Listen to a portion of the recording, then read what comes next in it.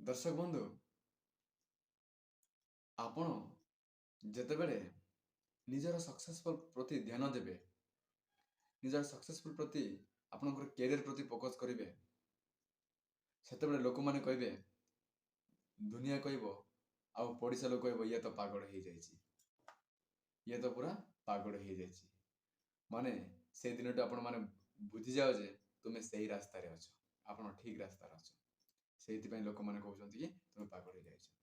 କାରଣ ଦୁନିଆରେ ଯେତେ ସଫଳତା ବ୍ୟକ୍ତି ନା ସମସ୍ତେ ପାଗଳ, ମେଣ୍ଟାଲ ପାଗଲପନ ଲୋକମାନେ ଅଛନ୍ତି। ଆପଣ ଥମାସ ଏଡିସନକୁ ଜାଣିଥିବ, ଦୁନିଆର ନମ୍ବର ୱାନ୍ ସାଇଣ୍ଟିଷ୍ଟ, ଯିଏକି ଆମର ବଲ୍ବ ଉଦ୍ଭାବନ କରିଛନ୍ତି। ସିଏ 999 ଥର ଫେଲ ହେଲା ପରେ 1000 ଥର ବେଳକୁ ସକ୍ସେସଫୁଲ ହେଇଛନ୍ତି। ସେ ଲୋକ ତାକୁ କହୁନଥିବେ କି ଇଏ ପାଗଳଟା, ଇଏ ମେଣ୍ଟାଲଟା, ସେଟା ହାତ ଦ୍ୱାରା ତ କିଛି ହବନି।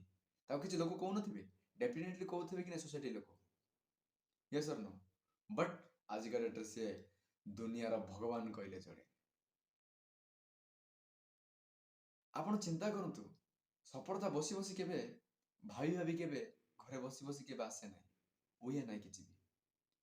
ଆମେ ଯଦି ସକ୍ସେସଫୁଲ ବନିବାର ଅଛି ତାହେଲେ ସେହି ପ୍ରତି ଆମେ ୱାର୍କଆଉଟ୍ କରିବା ଦରକାର, ସେହି ପ୍ରତି ଆମେ କାର୍ଯ୍ୟ କରିବା ଦରକାର। ତାହେଲେ ଆମକୁ ସଫଳତା ମିଳିବ। ନହେଲେ ଘରେ ଶୋଇ ଶୋଇ ଚିନ୍ତା କଲେ ଆଜ୍ଞା କିଛି ମିଳିନାହିଁ। ମୋର କହିବାର ତାତ୍ପର୍ଯ୍ୟ, ସମସ୍ତଙ୍କ ପାଖରେ ଗୋଟେ ଶକ୍ତି ଥାଏ, ସମସ୍ତଙ୍କ ପାଖରେ ଗୋଟେ ସେଇ ଯୋଗ୍ୟତା ଥାଏ। ବଟ୍ ନିଜର ନଲେଜ, ନିଜର ଟ୍ୟାଲେଣ୍ଟ ଆପଣମାନେ ଚିହ୍ନି ପାରୁନାହାନ୍ତି। ସେଇଥିପାଇଁ ନିଜ ଭିତରେ ଥିବା ଟ୍ୟାଲେଣ୍ଟ ଆପଣମାନେ ଚିହ୍ନନ୍ତୁ। ନିଜ ଭିତରେ ଥିବା ସେଇ ଭମ୍କୁ ମାନେ ପାଠିବା ପାଇଁ ମଜବୁର କରନ୍ତୁ। କାରଣ ନିଜେ ହିଁ ଚାହିଁଲେ ଆପଣ ନିଜେ ସଫଳତା ବନିପାରିବେ, ଆଉ କେହି ଚାହିଁଲେ ହବନି ବନ୍ଧୁ।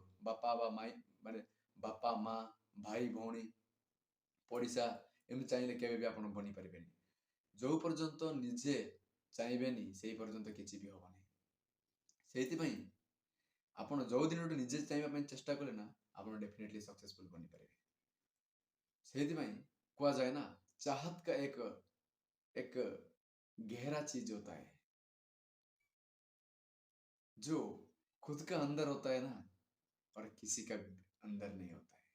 ସେଇଥିପାଇଁ ତୁମ ଭିତରେ ଥିବା ସେଇ ଶକ୍ତିକୁ, ତୁମ ଟ୍ୟାଲେଣ୍ଟକୁ, ତୁମର ସେଇ ବୁଦ୍ଧି ବିବେକକୁ ଆପଣମାନେ ଚିହ୍ନନ୍ତୁ।